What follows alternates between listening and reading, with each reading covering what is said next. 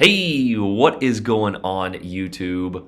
Aaron here. We are back, ladies and gentlemen. I hope you guys are having a fantastic morning here. And guys, truth be told, I was actually scrolling through the archives this morning as a few of my morning patients had canceled, and I didn't have a video prepared, so I was like, okay, we'll do one here. And that is when I got a ping from Mr. Phalanx Reaper himself on Discord. And he sent me this image. He said the World of Warships Legends social media teams have dropped a teaser image, and well, here it is. And yes, guys, the Jinan or the Austin is coming to the game. Now, I do believe it is the Jinan for a few reasons. Number one, in the initial kind of teaser video, they mentioned or they showed a little Japanese or Chinese plane icon there. So I do believe it's going to be the Jinan. We already have the Pan-Asian tech tree line in the game, so that would be kind of the ships that you would have to checkpoint or to unlock during the checkpoint phases.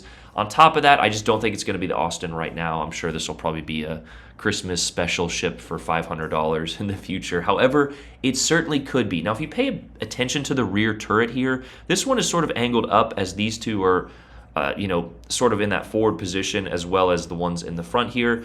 Again, leading me to believe that it is the Jinan, as the Jinan is a 5x2, where the Austin is a 6x2. However, it does have that same turret kind of outline, so it could be either ship. However, like I said, I'm 99.9% sure it's going to be the Jinan, but you could look forward to the Austin in the upcoming future as the ship model is already in the game. I want both of these ships. I want all of these ships, the Hindenburg especially, but we know that the Hindenburg is coming at some point during this year, even though it could be the Christmas event ship in 11 months here. But anyway, let's go ahead and review the Jinan stats here. As we mentioned, kind of in that end of the year video where they showed this and a few of the other ships. The Atlanta class cruisers, or a further development of the Atlanta class cruisers, was to be the CL-154 project, with which incorporated increased hull dimensions and replaced the main battery guns with 5-inch guns.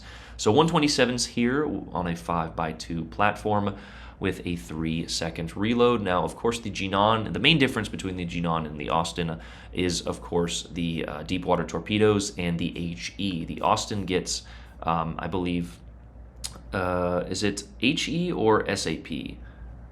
Yeah, so the Austin gets SAP and HE, where the Jinan gets AP and HE. So that is going to be one of the main differences there. That SAP, though, with that rate of fire, absolutely shreds targets, as you guys have seen with the Vallejo. So a 35 knot top speed here. We do get access to those deep water torpedoes. 4x5 here with 126 seconds reload. A 13.5 kilometer range. And if you look at your concealment, actually, you should be able to stealth torp in a cruiser, which is always a lot of fun. I actually had a game, oh my gosh, what's the tier 8? Not the Harbin. The Senjong there, where we were sort of kind of, playing a torpedo oriented build. So I think I'll put that video up here soon. But I'm kind of just looking at the pros and cons here. Fast main battery reload and turret traverse. Uses deep water torpedoes with high damage and low detection. However, they cannot hit destroyers. Just a little side note there. Reasonably fast torpedo reload, strong AE defenses, very agile, good concealment, and has access to smoke generator as well as torpedo reload booster. So if you can get this ship in the right spot with an aggressive enemy team, this ship, these Pan-Asian cruisers, they're very high skill ships, but they're a lot of fun and they can be a huge impact in the game. Cons: very thin armor. And vulnerable to Citadel. Honestly, sometimes it's better to have that thinner armor as you just eat, overpins instead of getting Citadel, but that is the way of Legends here. Very low health, small main battery caliber shell, making it more difficult to damage capital ships, meaning your pen and just, hitting the main armor belts and things like that. But if you can get a few fires there and you catch a torpedo, then yeah, you're going to be doing a lot of damage, especially that chunk and flood damage. But slow shell velocity, which is good for arcing over islands, but harder to hit targets.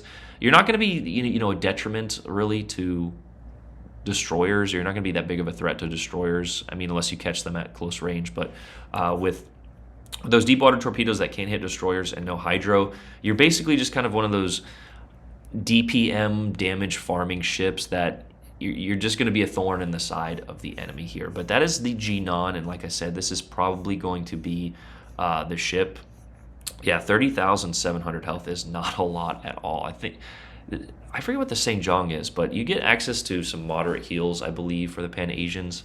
But again, I believe this is what the ship is going to be. You can just kind of see the differentiation in that back turret there, I believe. Now, again, it could be the Austin, and if it is, I'm going to be happy either way, as this ship is a lot of fun as well. But let's go ahead and review Austin's pros and cons real quick, so you guys can compare and contrast. Hull side plating is 32 millimeters thick, ideal to ricochet AP shells with proper angling, quick main battery traverse speed. Despite the gun caliber, Austin's main guns have fairly flat shell arcs, so a little bit better ballistics than the Pan Asians there. Very good HE fire chance.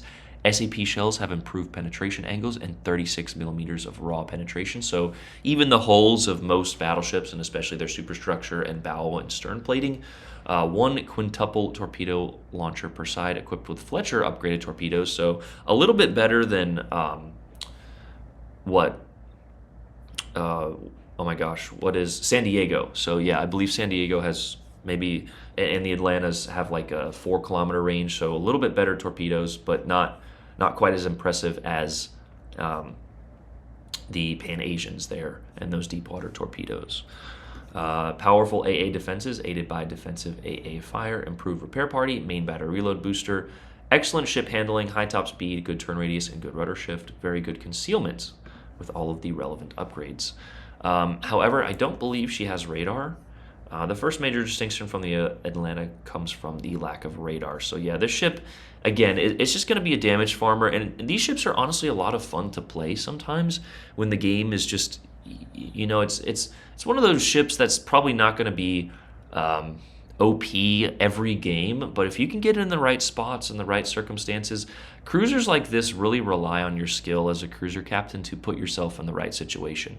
Now, of course, the battleship mains are going to say that every cruiser hides behind an island and that get good. But in most cases, especially with sort of the limited range that a lot of these ships come with, unless you're really speccing into range, which is sort of a waste, in my opinion, you have to get yourself into good positions. Now, of course, with the access to the smokescreen that the Pan Asians and the Jinan will have, you can get yourself into a little bit more tricky spots. But again, positioning is going to be something you have to pay attention to. But that is a quick little video here on these two ships. I will go ahead and link both of these in this video for you guys here this morning, but a little teaser image that again was dropped on the Legends social media for you guys, and we turned it into a video. So a good little string of events here for Aaron, who didn't make a video last night, and had a few patients cancel this morning. So I hope you guys enjoyed that. Let me know what you guys think. I love you guys. I'll see you tonight, tomorrow, sometime in the future. AA Run out. Peace.